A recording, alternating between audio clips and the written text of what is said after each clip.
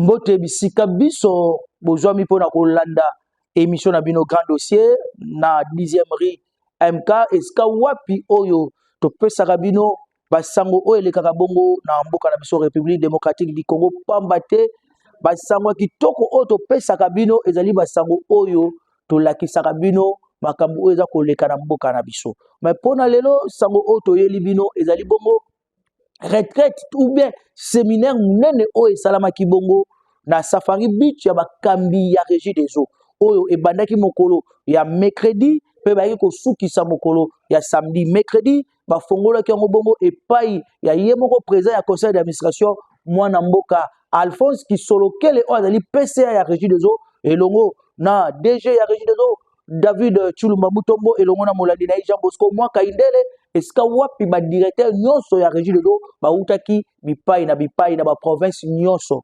bayaki pambate sengeli batombola entreprise sengela ki basa évaluation to balobela makambo oyo eza koleka na ba province na bango pona bayeba année 2025 ndenge nini bakobongisa Régie des Eaux oyo ezali entreprise na biso oyo epesaka biso mai pe kobongisa vie ya ba travailleur yango moni bakonza Régie des Eaux mwana mboka David Chulumba Mutombo DG ya Régie des Eaux asengi alobi ete sengeli teke bazala toujours bazala ka ba manager te et sengeli siko balungwa comme ba manager et sengeli siko ba exceller siko ba koma batu oyo tango avandi azali ko raisonner azali ko penser lobi na secteur na ngai eloko ni na ko sala pote Régie des Eaux ezo mo solo pote Régie des Eaux ezala na avantage pote Régie des Eaux et se limiter kaka te na kolambela biso mai pa bate balobi soki ba bi kolanda ke balambela biso mai l'état congolais azana ba nyongo na bango ebele bakosuka boni yango boni Régie des Eaux na kati ya séminaire wana bazwaki ba résolution ebele pambate balingi siko ete bafongola Régie des Eaux efongwama pambate balingi basala usine ya Tchoteri awa na République démocratique du Congo pambate ici bazwaki espace munene kuna na zone économique ya Maluku eska wapi balingi basala usine ya Tchoteri pe kosala pe ba compteur pona ebanda kosunga Régie des Eaux olé asala ka toujours ba demande libanda pe bazwaki susu projet mususu ya kosala usine mususu ya babanda bango moko kosala ba produits chimiques awa na République démocratique du Congo pour na ba limiter ba dépenses pe ba lobi ete tellement bazana ba espace minene ba ko bana kotika bongo te passe ba dongolo miso ba bandi déjà ko yibaka ba espace ya Régie des Eaux ba lobi sengeli basa pe immobilier ça veut dire basa la bandaku oyo ba banda ko tia ba to ba banda ko futa pote Régie des Eaux azwa mosolo ya ko ba ko vivre nango yango moni ba lexaki tango kuna na Safari Beach babande kolala kuna kolamuka pona kokanisa toujours pona entreprise yango moni chef de l'état ye baki ko tia batu na tête ya Régie des Eaux ba o ba yebi ko réfléchir ba o ba yebi ko penser ko tombola Régie des Eaux likolo mwana mboka David Chulumba Mutombo ayebi vuma yena molandi na Jean Bosco Mwaka bazama batu o ba yebi ko sala musala ba directeur nyonso bazalaki wana elekaki malamu mokolo ya samedi nde ba clôturaki séminaire wana botala ndenge nini elekaki pe bokoyoka maloba ya mwana mboka David Chulumba Mutombo o alobaki pe molandi na Jean Bosco Mwaka alobaki pe représentant ya ba travailleurs nyonso azaki o ezali bon président national o ya syndicat ya Régie des Eaux ye pe alobaki pe na simana tozaki pe ba participants ba directeur o ba utaki na ba province mususu bango pe ba bakse makanisi lokola directeur provincial ya Congo central alobaki pe tozaki pe directeur provincial ya oriental donc grand oriental donc ça veut dire Baituri Kisanga nyonso lié mutu atala kango pe alobaki et bongo tokuta na sima pour na to clôturer émission na biso ya mokolo lelo.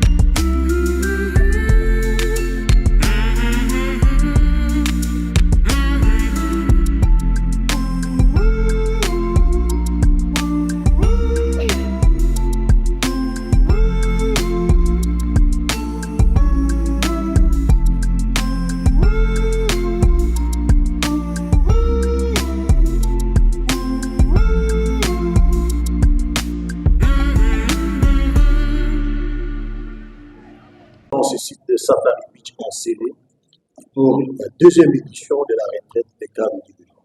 Dites-nous, Monsieur le Directeur Général, qu'est-ce que la population qui attend toujours de l'eau au quotidien peut attendre au sortir de cette deuxième édition de la retraite des cadres du Bureau?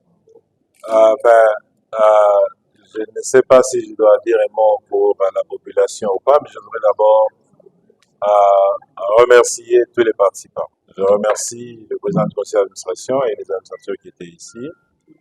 Je remercie le directeur général adjoint qui est à nos côtés dans cette direction de la région des eaux. Je remercie également notre délégation syndicale nationale qui travaille avec nous la main dans la main pour nous aider à résoudre les problèmes que nous avons à la région des eaux. Je remercie tous les directeurs qui sont venus des provinces, ceux de Kinshasa. Ces assises, c'est la deuxième fois que nous les tenons. Pour nous, c'est un moment de réflexion, un moment de remise en question, un moment de redémarrage, un moment d'évaluation pour toujours chercher à améliorer nos performances, améliorer la stratégie, continuer à construire la culture de l'entreprise que nous recherchons et continuer également à développer des entrepreneurs et agents de changement, parce que cette culture que nous cherchons nécessite des changements courageux dans notre façon de voir les choses, dans notre façon de travailler, en retenant bien sûr ce qui est très bon à la région des eaux et construire sur ce qui est bon avec des idées nouvelles pour qu'ensemble nous puissions continuer à construire une meilleure compagnie que celle qu'il y a. Donc c'était une retraite pour parler stratégie, pour parler vision, pour parler exécution de la stratégie, pour voir l'évolution, l'évaluation de ce qui s'est passé déjà depuis fin 2023 à ce jour. Mais aussi pour définir 2025 et nous rassurer qu'en 2025 nous ferons encore mieux que 2024 et que nous jetons les jalons d'une entreprise solide, une entreprise que nous voulons meilleure dans le continent. Et ce n'est pas un slogan, c'est un travail très sérieux que nous faisons à la région des eaux. Aujourd'hui, il y a des indicateurs qui nous montrent qu'il y a vraiment des progrès que nous faisons. Et il faudrait que l'on continue sur cet élan pour que ces améliorations que nous observons aujourd'hui soient multipliées par des facteurs encore beaucoup plus grands pour qu'ensemble nous prenions l'élan, n'est-ce pas, dans tous les secteurs. Mais c'était aussi une opportunité pour parler de la diversification. La croissance de la région des eaux viendra nécessairement des projets. Nous avons parlé des projets, mais surtout de notre projet de diversifier les activités d'entreprise. La régie des eaux, aujourd'hui, nous la définissons comme une compagnie d'utilité publique. Donc, nous faisons à la fois l'eau, l'assainissement et l'énergie. Et une opportunité pour nous de partager des expériences et définir comment ce nouveau chapitre s'ouvre d'une manière positive pour la régie des eaux. Et surtout, pour nos agents, penser à comment nous les formons davantage pour qu'ils soient les meilleurs dans l'industrie, comment nous prenons soin d'eux, comment nous pensons à leur sécurité morale, leur sécurité physique, parce que sans les agents, il n'y a pas la compagnie. Et il faudrait qu'on ait les meilleurs dans le métier, les meilleurs dans la discipline qui est la nôtre, pour que cette compagnie arrive réellement à réaliser ses objectifs. Voilà un peu le sens de ces assises. Merci. On commence avec le thème de la retraite. La retraite avait comme thème la croissance, la profitabilité et le leadership. Nous avons voulu combiner ces trois éléments parce que nous voulons croître en tant que compagnie, croître dans la production, dans la distribution et dans la géographie. Et quand nous augmentons la production et la distribution, c'est pour améliorer le service, pour que nos clients, nos abonnés aient un service beaucoup plus régulier, beaucoup plus fiable, un service de qualité. Une croissance dans la géographie parce que nous voulons mettre de l'eau là où l'eau a cessé de couler depuis très longtemps, mais aussi mettre de l'eau là où l'eau n'a jamais coulé. Donc il faudra une croissance géographique pour qu'on arrive à cet objectif. Et la profitabilité, parce que d'abord nous sommes une société commerciale, la régie des eaux ce n'est pas un établissement public, la régie des eaux ce n'est pas la fonction publique. Nous disons ça toujours avec certainement beaucoup de respect pour nos collègues qui sont dans les établissements publics et qui sont dans la fonction publique, avec beaucoup de respect, beaucoup d'amour, mais nous visons le profit. Nous sommes une société commerciale, nous devons réaliser de la valeur à la fin d'année. Nos états financiers doivent être positifs parce que nous sommes appelés à contribuer au budget de l'État en déclarant, n'est-ce pas, des dividendes qui vont devoir aller dans le budget de l'État. Donc, on doit absolument viser la profitabilité. Et enfin, le leadership, parce que cette croissance et cette profitabilité n'arriveront pas sans le leadership. Le leadership, il faut former l'homme, il faut former sa vision, il faut penser à la stratégie, il faut penser à l'ADN de la région. L'ADN de la région des eaux de demain, c'est comment cet ADN de la région des eaux, ces chromosomes, si vous voulez, non seulement à nous, mais comment cet ADN est connecté à tous les agents de la région des eaux, parce que nous formons tous ensemble.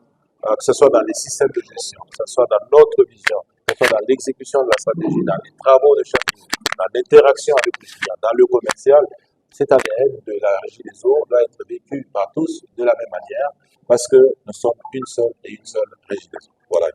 Et d'abord, nous sommes toujours reconnaissants pour leur fidélité vis-à-vis de la régie des eaux. Sans nos abonnés, nous n'avons pas de raison d'être. Nous sommes les serviteurs de nos abonnés. Chez nous, le client est roi. Nous avons fini il n'y a pas très longtemps un périple sur la ville de Kinshasa dans les 24 communes. Nous avons engagé un dialogue social avec nos abonnés pour leur montrer combien nous sommes attachés à eux. Donc ce dialogue va continuer. Nous avons promis à nos abonnés que nous allons rentrer au mois de novembre, au mois d'octobre en 2025 pour faire le bilan de ce qu'on a fait. Et les assises d'aujourd'hui, nous avons également pensé des améliorations que nous allons faire pour nos abonnés. La qualité du service, la régularité du service, et aussi la résolution des problèmes que nos abonnés nous posent, n'est-ce pas? Nos interactions avec eux dans les paiements, nos interactions avec eux quand ils demandent un service ou ils consomment nos produits. Donc, nos abonnés sont la priorité des priorités pour nous. Et à eux, nous disons, les projets continuent. Les projets continuent pour vous donner davantage d'eau, que ce soit à Goma, que ce soit à Bukavu, que ce soit à Mbujimaï. Je suis très content des rapports que nous avons de Mbujimaï. Le lot 2 arrive à la fin. Je serai à Mbujimaï en début de l'année prochaine pour encore moi-même évaluer ces travaux. Je serai à Bukavu parce que nous venons d'ajouter près de 7000 mètres cubes par jour à Bukavu, à la station de Gouba. On a triplé la capacité de production de Bukavu. Le projet à Goma, ça fusionne. Donc, c'est pareil. Nous voulons aller dans le Kwango où nous n'avons pas été, à Popo Kabaka, à Féchi, etc., pour établir la régie des eaux. Nous voulons établir la régie des eaux à Kisindi. Nous voulons établir la régie des eaux là où elle n'a pas été. Nous voulons refaire toute la province, la Grande Équateur, si vous voulez, parce que dans la Grande Équateur, beaucoup de centres se sont arrêtés. Tous les centres qui sont arrêtés, qu'on les remette en service au courant de l'année 2025, il y a un travail fou à faire, mais c'est ça notre travail. Nous aimons cette folie de ce travail et nous le faisons pour nos abonnés et que nous chérissons tant. Toyaki awa kokutana na bakambi ya régie des eaux. Bakambi ya régie des eaux bauti ba province nyonso ya RDC, ba directeur régional ndenge toloba na lopoto. Tokutani awa pe na ba directeur fonctionnel ya régie des eaux bazali kokamba régie des eaux na direction générale ya régie des eaux ezali awa na Kinshasa. Tozalaki na ebandeli na président ya conseil d'administration ya régie des eaux. Kokutana tozali kokutana mingi na suka ya mbula ezali mpona kosangisa mayele nyonso ya régie des eaux oyo bazali kokonza régie des eaux bakutana mpo batia makanisi ndenge nini lolenge nini tokokamba régie des eaux ya lobi mpo régie des eaux ya lobi ezala malamu mingi kitoko mingi koleka régie des eaux ya lelo na misala oyo tozali kosala ya kotindela bino mai bipai bozali mai ezala régulier, mai ebimaka chaque jour, mai ya qualité, mai ya bopeto, po bino bosepela na mosala oyo tozali kosala. Biso tozali basaleli ya baabone na biso. Toyawa kokutana totia makanisi mosala oyo tozali kosala e tokobongisa ekoma kitoko mingi lolenge nini. Totali mayematali stratégie, totali mayematali finance, totali mayematali travail technique oyo tozali kosala, totali makambo ya compétition. Biso na réseau tozali koloba na continent ya Afrique tolingi tozala la première compagnie na makambo ya mai. Tolingi tozala première compagnie. Nzela kokoma kuna ezali makasi. Nzela kokoma kuna ezali kosenga mayele. Nzela kokoma kuna ezali kosenga mosala. Nzela kokoma kuna ezali koluka pe mosolo. Tokutani lelo mpona kutia mayele wana kotala misala oyo tozali kosala, kotala baprojet oyo tozali kosala, tokokoma kuna ndenge nini.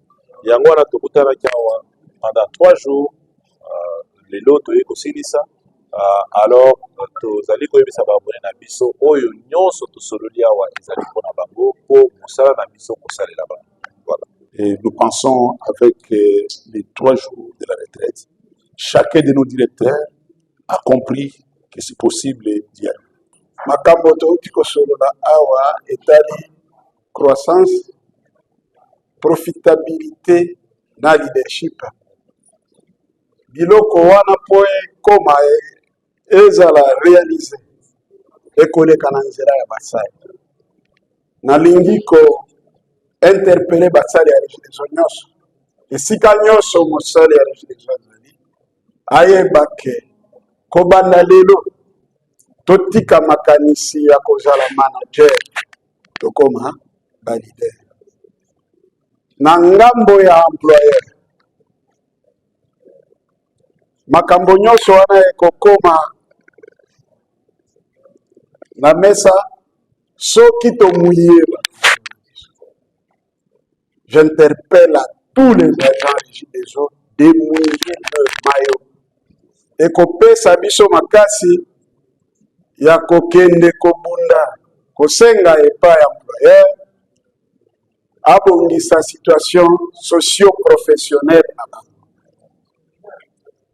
na ouverture ya ba-assise oyo PCA azalaki très clair alobaki na ressources humaines na nsima ya milulu oyo ayeba kobongisa makambo etali bakondisio ya misala bakondisio ya kofutama yango nde tozozi na kombo ya basali nyonso ya Regideso biso en tant que représentant tolobi na agent Regideso lobby ekoleka lelo. Soyons unis, mouillons les maillots, baretombe ya musala na biso ekozongela biso na kati ya nzungu na cuisine. Je suis le directeur régional du Congo central. Ce matin, c'est le Congo central. Nous sommes venus aux assises des 4 dirigeants de la régie de toute la République. C'est dans ce cadre que nous préparons la politique de l'entreprise pour la fin de l'année, pour l'année qui va commencer. Et ici, nous avons aussi présenté les problèmes du Congo central pour que l'on puisse trouver des solutions.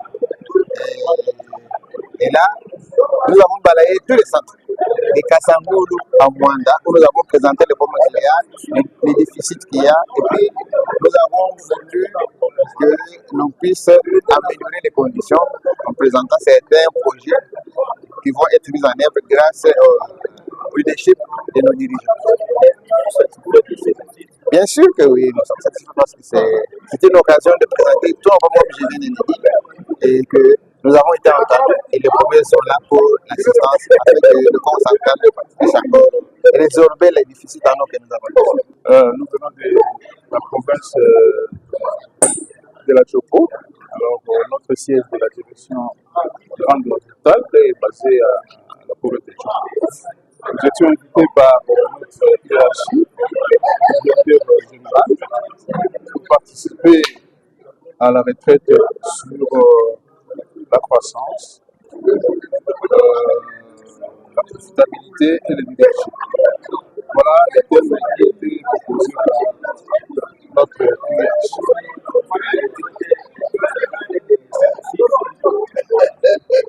Alors, l'objectif soumis par ce séminaire, c'était de pouvoir proposer des solutions allant dans le sens d'accroître nos finances, c'est-à-dire nos ressources financières. Alors, on s'est donné comme objectif de pouvoir accroître les ressources financières à au minimum 25% pour l'année 2025. Et cela va se réaliser à travers des projets.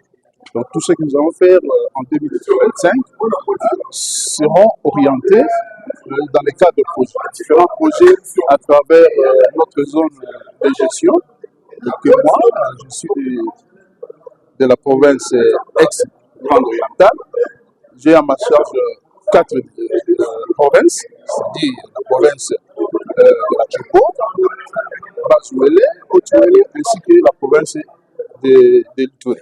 Oui, wana bouti kolanda séminaire nene o salama kibongo kuna na Safari Beach et pas wapi ba konza régie des eaux basangana ki pona ko kabola maile pona ko tala lolenge nini bakoki ko tombola régie des eaux na année 2025 pe balobi esika nyonso ba directeur régionaux nyonso bazali ba ndenge nini ya ko baksa 25% na o nyonso basala kana ba recette na bango esengeli na 2025 ba baksa 25% pour te régie des eaux atombola chiffre d'affaires na ye ekende liboso pe basengi na biso ba abonné to biso population to ba ko futa ba facture na biso to ba ko futa ba facture à régie des eaux to tika ko yibaka mai to tika boy mais soki ba fuite ezali to yeba ko signaler régie des eaux to benga 40-20 obengi bakoyamba mpona baya kobamba ba fuite wana pe basengi biso to futa ba facture na biso na nzela ya Orange Money na nzela ya M-Pesa na nzela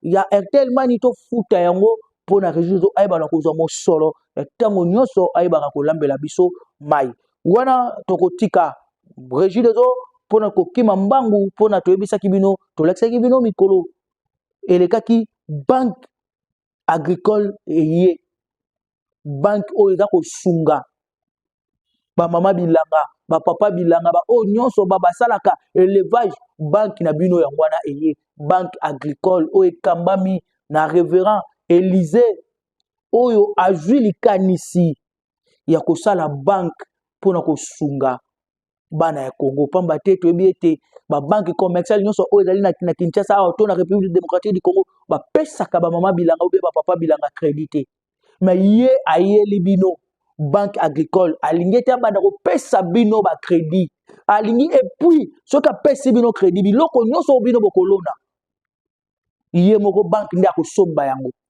mpe akokende kozwa yango esika oyo bozaleli e wana esengo te bakanisa boye mwana mboka Élysée aza nango wana eza esengo te tobetele maboko esika azwami pamba te azwi likanisi ya kosala banque wana na décembre awa déjà inauguration ya banque wana ezosama déjà boboni tobandi déjà bafeti bozomona na nsima plateau na biso tobandi déjà bafeti toza déjà na bain ya Noël na bonane pamba te tozoyamba banque agricole na République démocratique du Congo epai responsable to PCA ya banque agricole azali révérend docteur Élysée okokoswa yayo yango wana mpona makanisi kitoko oyo nango mpona kosalela bapapa bilanga mpe bamama bilanga banque agricole kimia eza na mabota ya bino tomonani mikolo ezali koya